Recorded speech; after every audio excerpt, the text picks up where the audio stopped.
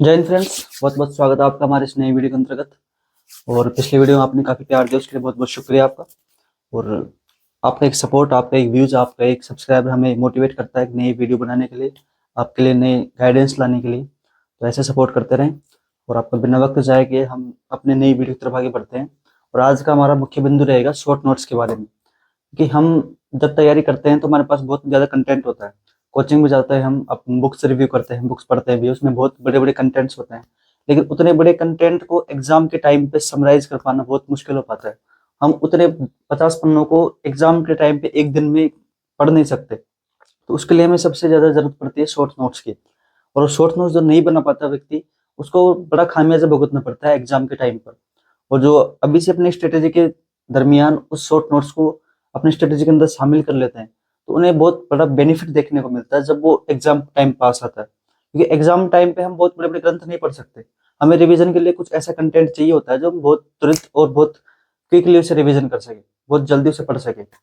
तो आज हम बात करेंगे उसी के ऊपर कि हम कैसे शॉर्ट नोट्स बना सकते हैं, और शॉर्ट नोट्स कितने बड़े होने चाहिए, और कैसे बनाएं, कब बनाना शुरू करें। तो उस सभी बिंदुओं के ऊपर आज हम बात करेंगे। तो अपने वीडियो को शुरू करते हैं कि शॉर्ट नोट्स हम कैसे बनाएं। हम अपने वीडियो में इन 4 मुख्य बिंदुओं को शामिल करेंगे कि शॉर्ट नोट्स क्यों बनाए जाएं, कब बनाए जाएं और कैसे बनाए जाएं। और अंत में हम लेंगे कि शॉर्ट नोट्स बनाने समय हमें क्या क्या सावधानी रखनी है। क्योंकि शॉर्ट नोट्स आपका एक मतलब पूरी समरी होती है। आपने जो पूरे साल भर पढ़ा है उसको एक कुछ पन्नों में, चंद पन्नों में समेट के रख दिया जाता है। तो उसमें बनाते वक्त में क्या क्या सावधानी रखनी है उस बारे में हम बात करेंगे। सबसे पहले शॉर्ट नोट्स क्यों बनाया जाए दोस्तों, क्योंकि एग्जाम टाइम पे हमारे पास बहुत कम समय होता है रिवीजन के लिए। और उस कम समय में हम इतने बड़े बड़े ग्रंथ को पढ़ना असंभव होता है। हम उसे रिवीजन नहीं कर सकते, हम 50 पन्नों को नहीं पढ़ सकते एक साथ, एक घंटे में नहीं कर पाते। लेकिन शॉर्ट नोट्स उस जगह को कारगर सिद्ध होते हैं कि आप उन 50 पन्नों को समेट कर रख देते हैं 5 पन्नों में, 3 पन्नों में, 4 पन्नों में। तो वो आपको पढ़ने के लिए बहुत सुविधाजनक होते हैं और उसे आप बहुत जल्दी रिवाइज भी कर पाते हैं, 1-2 घंटे में उसे आप निकाल पाते हैं। वही शॉर्ट नोट्स की इंपॉर्टेंस होती है। और ये बेहद इंपॉर्टेंट है विद्यार्थी के लिए। जब वो तैयारी के दौर में होता है तो उसे ज्यादा से ज्यादा पढ़ना भी पड़ता है, उसे दिमाग में सहेज कर भी रखना पड़ता है। क्योंकि एग्जाम हॉल में तो वही काम आएगा जो आपको रटा हुआ है। रटे हुए को बार बार दोहरान करने के लिए आपके पास बहुत शॉर्ट कंटेंट होना चाहिए। शॉर्ट कंटेंट ऐसे नहीं कि आपको कम पढ़ा हुआ हो। शॉर्ट कंटेंट का मतलब मेरा ये है कि बहुत सारी चीज कुछ हिस्सों में समराइज होकर रह जाए। वो शॉर्ट्स 10 पन्ने, मात्र आधे पन्ने, एक पन्ने में समराइज होकर रह जाए, वो शॉर्ट नोट्स। तो उसकी हमें बेहद जरूरत पड़ती है एग्जाम टाइम पर, और बहुत इंपॉर्टेंट होते हैं वो। और दूसरा बिंदु दोस्तों हमारा, शॉर्ट नोट्स कब बनाए जाए। शॉर्ट नोट्स का मतलब ये नहीं होता कि आप सभी चीजें उसमें समाहित करके रख दें। जैसे आपने कोई टॉपिक पढ़ा आज, तो आज जब आप पहली बार कोई टॉपिक पढ़ते हैं तो आपको हर लाइन इंपॉर्टेंट लगती है, और आपको लगता है कि ये भी लाइन इंपॉर्टेंट है, ये भी लिख लो शॉर्ट नोट्स में, ये भी लिख लो शॉर्ट नोट्स में। लेकिन अगर आप ऐसे लिखते जाओगे तो वही शॉर्ट नोट्स एक दिन उस जो आपको बड़े नोट्स थे उसके बराबर रूप ले लेंगे। तो ऐसे नहीं कि आप शॉर्ट नोट्स पढ़ रहे हैं साथ ही साथ बनाते जाएं, ऐसा नहीं होता कभी भी। शॉर्ट नोट्स बनते हैं जब आप किसी टॉपिक को 4 या 5 बार अच्छी तरह पढ़ ले, उसे रट ले, उसके बाद शॉर्ट नोट्स बनते हैं। शॉर्ट नोट्स का मतलब होता है कि आपने 10 लाइन को मात्र 1-2 लाइन में समेट कर रख दिया हो, वो शॉर्ट नोट्स होते हैं। और शॉर्ट नोट्स में अंदर बहुत की पॉइंट्स होते हैं। बड़ी बड़ी गाथाएं नहीं लिखनी पड़ती हमें, हमें बहुत ऐसे की पॉइंट्स शामिल करने पड़ते हैं जिनको देखकर आपको उसके सारे इर्द गिर्द की सभी चीजें आपको याद आ जाए दिमाग में। और दोस्तों, पढ़ने का एक अक्सर तरीका होता है कि आप किसी टॉपिक को पढ़ते हैं तो आप उसे टॉपिक को पढ़ें और आप उस टॉपिक को बंद कर दें। उसके बाद जो आपने पढ़ा उसके बारे में उसे एक पेज पे लिखें। आप देखिएगा वो कितना याद है। जब आप लिखते हैं तो आपको देखेंगे कि आपने अगर 10 लाइन पढ़ी है तो आप उसमें से 6-7 लाइन लिख पाएंगे आराम से। तो आपने जो 3-4 लाइन नहीं लिख पाए तो उन लाइनों को एक अलग पेज में लिखें, कि जैसे ही आप फ्री रहें, जब कहीं घूमने फिरने जाए तो आप उनको देख लेंगे आपने क्या छोड़ा था। तो जब नेक्स्ट टाइम आप रिवीजन करेंगे तो आप देखेंगे कि जो आपने लाइन छोड़ी थी आपने, उनमें से आपको 1-2 लाइन आप लिख पाएंगे दोबारा। तो एक बेस्ट तरीका होता है दोस्तों ये, किसी टॉपिक को पढ़े आप उसे लिखें। लिखने से वो चीज आपके दिमाग में ज्यादा सेव होती है। हमारा तरीका तो ये था, जितना लिखोगे उतना ही दिमाग में सेव होता जाएगा वो। और शॉर्ट नोट्स के लिए वही जरूरी होते हैं की पॉइंट्स। जब आप किसी टॉपिक को 5 बार पढ़ लेते हैं तो आपको इतनी अच्छी तरह याद हो जाता है और दोस्तों वो, कि आप एक की पॉइंट के जरिए भी आप पूरी कहानी को उसको समराइज कर सकते हो। उस पूरी कहानी को आप बता सकते हो, पूरी कहानी आपके दिमाग में, जहन में घूमने लग जाती है। तो शॉर्ट नोट्स का मतलब होता है की पॉइंट्स में उतारना।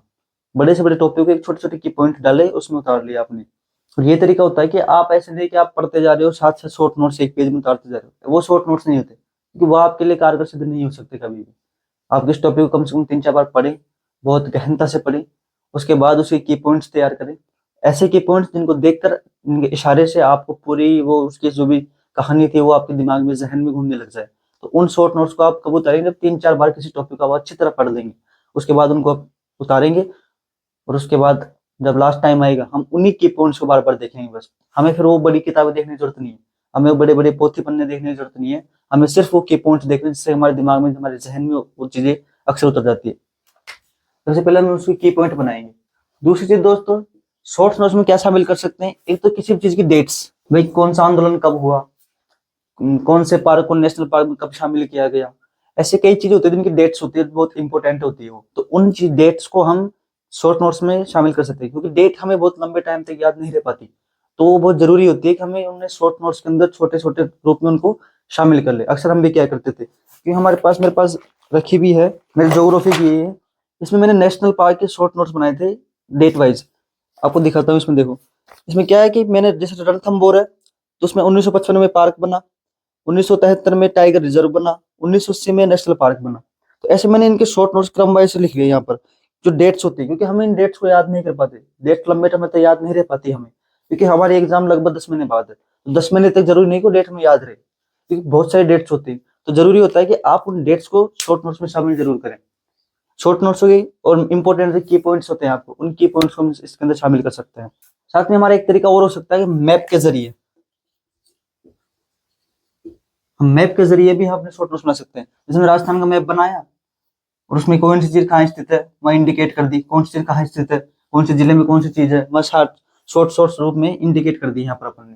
तो ये भी एक तरीका होता है मैप के जरिए भी शॉर्ट नोट्स बनाने का। तो हमें वहाँ पे पूरी गाथा नहीं लिखनी पड़ती, कौन सी नदी कहाँ पर बह रही है, कौन सी नदी कौन से जिले में बह रही है, कहाँ से प्रवेश कर रही है, कहाँ से निकल रही है, कौन सा डैम कौन से जिले में है, हम उस जिले का नाम लिख सकते हैं शॉर्टकट में जैसे जैसे मान लो नाहरगढ़ जयपुर में है, तुम जयपुर में इंडिकेट किए, ये नाहरगढ़ लिखे, शॉर्टकट में जयपुर लिख दिए। चलो, इससे हमारे एक दिमाग में इस चीज क्रिएट हो गई कि नाहरगढ़ यानी कि जयपुर में स्थित है, हमें बहुत बड़ा लिखने की जरूरत नहीं है कि नाहरगढ़ जयपुर में स्थित है, ऐसा हमें याद करने की जरूरत नहीं होती। हम मैप के जरिए भी हम उन चीजों को याद कर सकते हैं शॉर्ट रूप में। जैसे मैंने बताया वो की पॉइंट लिख सकते हैं आप डेट्स को भी जरूर मेंशन करें, साथ में आप मैप के जरिए भी आप शॉर्ट नोट्स बना सकते हैं, या फिर इंडेक्सिंग करके आप मैप बना सकते हैं, जैसे कि ऐसे पार्सन करके आप नेट शॉर्ट नोट्स बना सकते हैं। यानी कि आपको बहुत कम से कम शब्द लिखना पड़े, एक इशारे के रूप में आप शब्द लिखो और आप वो चीजें आपके दिमाग में आपके जहन में वो घूमते रहें। इसलिए शॉर्ट नोट्स तैयार किए जाते हैं, और ये शॉर्ट नोट्स आपको अंत में ही काम आएंगे। लास्ट के जब आपके पास 10-15-20 दिन बचेंगे तो आपके शॉर्ट नोट्स बहुत बहुत कारगर सिद्ध होंगे। जिनके पास शॉर्ट नोट्स नहीं होंगे उनको वो पूरी पोथियां पूरे ग्रंथ बार बार रिवाइज करनी पड़ेगी, पढ़नी पड़ेगी। तो एक तो उनका मोरल डाउन होगा, साथ में उनका पूरा कोर्स कवर नहीं हो पाएगा। जब कोर्स अंतिम समय में कोर्स पूरा नहीं हो पाता तो हमारे पास एक मानसिक तनाव बना रहता है एग्जाम हॉल में भी, हमने कोर्स पूरा नहीं किया, हालांकि आपने बहुत कुछ पढ़ रखा है, और अंतिम समय में आपने उसको पूरा नहीं किया तो आपका एक मोरल डाउन होने के कारण बनेगा वो, जिससे कि आपको कई दुष्प्रभाव एग्जाम हॉल में देखने को मिलते हैं। क्योंकि वो एग्जाम हॉल का प्रेशर बहुत अलग होता है, आपकी पूरी 10 महीने की तैयारी एक तरफ और वो 3-3.5 घंटे का प्रेशर एक तरफ होता है। तो वहां पर आपको मोटिवेट रहना पड़ता है, जिससे मोटिवेट आप जब भी रह पाएंगे जब आपका कोर्स जितनी बार रिवाइज हो पाएगा। और रिवाइज करने के लिए बहुत जरूरी है कि आपके पास शॉर्ट नोट्स होने चाहिए, बिना शॉर्ट नोट्स के आप रिवाइज नहीं कर सकते ज्यादा। इसलिए दोस्तों शॉर्ट नोट्स आप की पॉइंट शामिल कर सकते हैं, डेट शामिल कर सकते हैं, मैप के जरिए आप पढ़ सकते हैं, और भी अपने अपने हिसाब से आप लगा सकते हैं दिमाग कैसे हमने बनाना है, क्योंकि जरूरी नहीं कि हम बताएं वही सही हो, वही आपके लिए कारगर सिद्ध हो। हमने ऐसे किया तो हम अपना अनुभव बता रहे हैं बस, हमने कैसे तैयार किया उन चीजों को।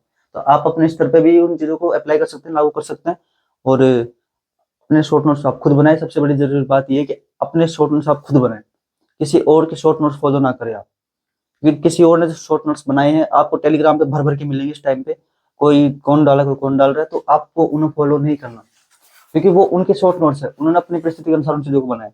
आप अपने शॉर्ट नोट्स बनाए, अपने स्तर पे बनाए। अब जो आप चीज याद की आपको याद नहीं हुई, आपको जो चीज याद नहीं हुई उनको शॉर्ट नोट्स में जरूर शामिल करें। तो 5-6 बार पढ़ने के बाद में कोई चीज आपके दिमाग से स्लिप होती है बार बार, तो आप उनको शॉर्ट नोट्स में जरूर शामिल करिए, अंत समय में वो चीज आपको दिमाग में जाएगी तो वो ताजा ताजा याद रहती है, आप आसानी से हल कर पाते हैं। कहावत है दोस्तों, ज्ञान कंठी का और पैसा अंटी का, दो ही मुसीबत में काम आता है। जितना ज्ञान आपके कंठी में, जितना आपका ज्ञान आपने रट रखा है, उतना आपका एग्जाम हॉल में काम आएगा आपका। इसलिए शॉर्ट नोट बहुत जरूरी है रिवीजन के टर्म, अंतिम समय के लिए। और बिना रिवीजन आपके अंदर एक कॉन्फिडेंस नहीं आ पाता कभी भी। कॉन्फिडेंस आने के लिए आपको रिवीजन करना पड़ेगा, बार बार रिवीजन करना पड़ेगा, और उसके लिए जरूरी है कि आप शॉर्ट नोट्स बनाए, और वो जब बनाए जब आप 3-4 बार टॉपिक कवर कर चुके हो। पहले शॉर्ट नोट्स बनाने की जरूरत आपको नहीं। ठीक है दोस्तों, इसके साथ मैंने सावधानी भी आपको बताई थी कि आप स्वयं के शॉर्ट नोट्स बनाएं। शॉर्ट नोट दोस्तों सेल्फ होने चाहिए, खुद के होने चाहिए, किसी और के नहीं होने चाहिए। आपको किसी टेलीग्राम के जरिए आपको बहुत सारे शॉर्ट नोट्स मिलेंगे, लेकिन आपको टेलीग्राम शॉर्ट नोट्स नहीं निकलवाने।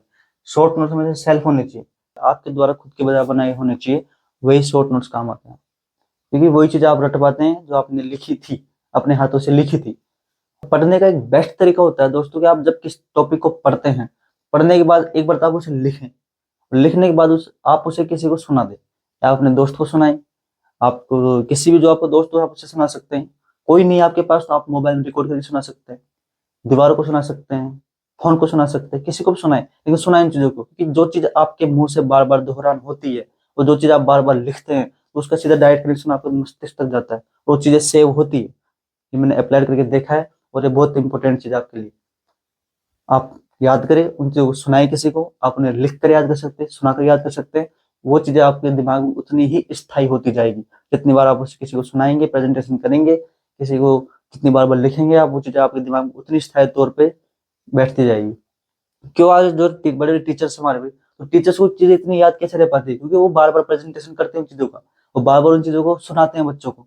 जब वो बच्चों को सुनाते हैं तो साथ साथ उनके दिमाग में वो चीजें घूमती रहती है, और वो उतनी ही स्टोर होती रहती है। इसलिए जब आप पढ़ें, लोग आपको सकता है पागल बोलेंगे, आप किसी को चीज सुना रहे हो तो आपको पागल बोल सकते हैं, लेकिन कोई दिक्कत नहीं है, आप सुनाएं। आप कुछ नहीं है, आप दीवार को सुनाएं, फोन को सुनाएं, रिकॉर्डिंग करें, पेन को सुनाएं, बोर्ड को सुनाएं, किसी को भी सुनाएं, लेकिन उन चीजों को बार बार सुनाएं आप, जिससे कुछ चीजें आपके दिमाग में स्थायी तौर पे जमती रहेंगी।